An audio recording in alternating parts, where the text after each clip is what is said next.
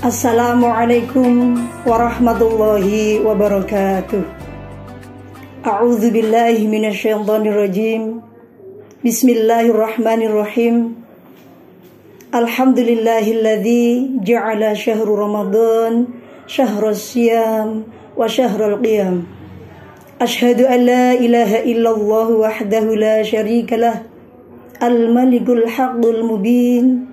Wa asyhadu anna sayyidana Muhammadan abduhu wa rasuluh as-sadiqul wa'dil amin. Para pemirsa dimanapun berada yang senantiasa dirahmati Allah, puji syukur yang tiada pernah terukur tetap kita sanjungkan kehadiran Allah yang maha ghafur, karena berkat limpahan rahmat, nikmat baik itu berupa iman dan Islam, dan nikmat yang paling utama adalah nikmat sehat, sehingga kita dapat melaksanakan ibadah puasa di bulan yang sangat mulia, di bulan yang sangat suci, yaitu bulan Ramadan yang sekarang kita sudah berada di penghujungnya. Yang kedua kalinya sholawat beserta salam semoga tetap terlimpah curah atas baginda junjungan agung kita Nabi Yuna Muhammad sallallahu alaihi wasallam. Kepadanya lah kita mengharapkan syafaat atau pertolongan kelak di hari kiamat. Dan semoga kita senantiasa ditakdirkan oleh Allah menjadi umat-umat yang senantiasa senang melaksanakan sunnah-sunnah dan ajaran dari Rasulullah, sehingga syafaat atau pertolongan tersebut kelak kita dapatkan di hari kiamat nanti. Amin ya rabbal alamin. Para pemirsa dimanapun berada yang kami cintai, hari demi hari, minggu demi minggu kita lalui bersama. Dengan itu tanpa terasa Ramadan hampir sudah di penghujungnya. Sekarang kita sudah memasuki 10 hari ketiga di akhir bulan Ramadan. Sebagian besar umat Islam di dunia, terutama di Indonesia, dengan hampir habisnya bulan Ramadan, merasa senang hatinya. Karena apa? Sudah terlihat, sudah tampak di depan mata bahwasanya dengan habisnya bulan Ramadan sudah usai kita menjalankan ibadah puasa, di mana di dalam menjalankan ibadah puasa terhimpitnya kerongkongan karena haus dan dahaga, perihnya perut karena kelaparan, kemudian lemasnya badan karena tidak makan. Itu sudah hampir usai kita lalui. Kebanyakan umat Islam di Indonesia merasa senang karena sudah mendekati hari Lebaran, di mana sekarang sudah mulai ramai berbelanja untuk memenuhi kebutuhan pernak-pernik Lebaran, yang kalau kita turuti itu hampir tiada batasan terpenuhinya. Kita sudah membayangkan di hari besok setelah usai Lebaran, kita bisa minum dimanapun kita suka, di pinggir jalan. Kita bisa makan dimanapun kita pilih restoran yang kita mau. Dan usai Ramadan, dimanapun kita berwisata ataupun jalan-jalan yang kita sukai, mau kemana sudah bebas. Karena kondisi tubuh sudah fit, bisa makan kapanpun kita mau. Hakikatnya, menurut kalau dilihat dari cara pandang kacamata Islam, sepatutnya lah kita sebagai umat Islam merasa sedih karena puasa bulan Ramadan ini tinggal sesaat lagi. Bulan yang penuh rahmat, bulan yang penuh maghfirah atau ampunan Allah, dan juga bulan yang penuh barokah. Hampir tinggal beberapa hari, dengan hitungan jari bisa kita hitung, sudah mau meninggalkan kita. Di mana di bulan suci Ramadan segala pahala, segala amalan yang kita perbuat, segala ibadah yang kita laksanakan dilipat gandakan pahalanya oleh Allah Subhanahu wa taala. Rahmat dan maghfirah, terutama ampunan Allah yang seperti dijanjikan dalam Al-Qur'an, man shoma ramadhana imanan wa ihtisaban ghufira lahu ma taqaddama min dambihi. Barang siapa yang berpuasa di bulan Ramadan maka Allah mengampuni dosa-dosanya yang telah lalu. Luar biasa, dosa yang lalu juga diampuninya. Dan di dalam bulan Ramadan, amalan-amalan yang dianjurkan oleh Allah Subhanahu wa Ta'ala, terutama di 10 hari ketiga di akhir bulan Ramadan ini, luar biasa.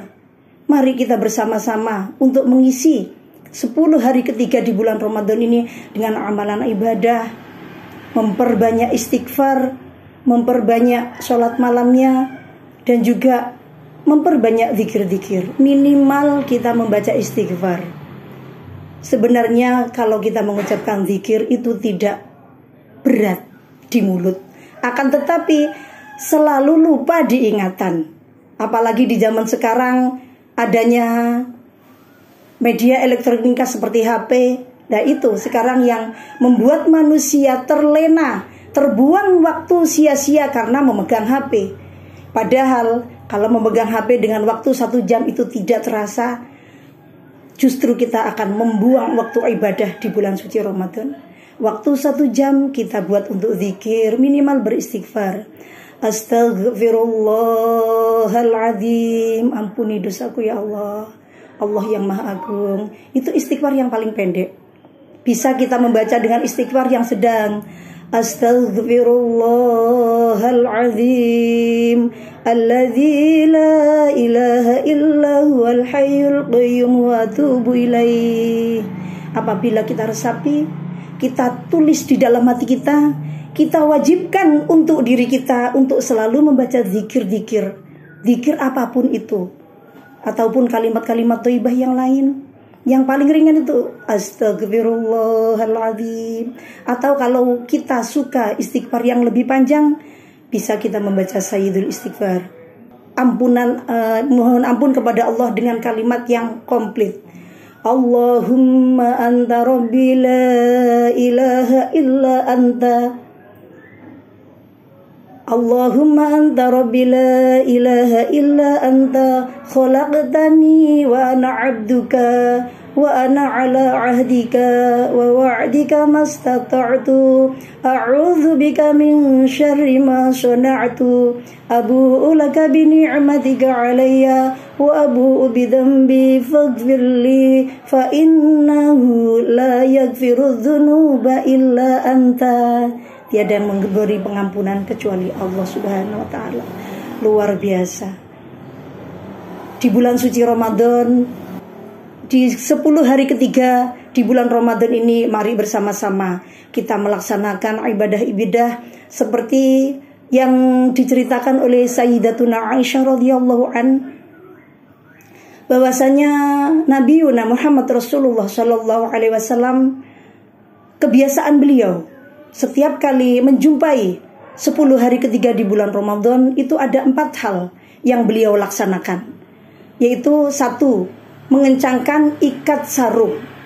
Jadi Sayyidatuna Aisyah itu menceritakan apa yang dilakukan oleh Rasulullah selama bulan Ramadan di 10 hari ketiga. Rasulullah mengencangkan ikat sarungnya.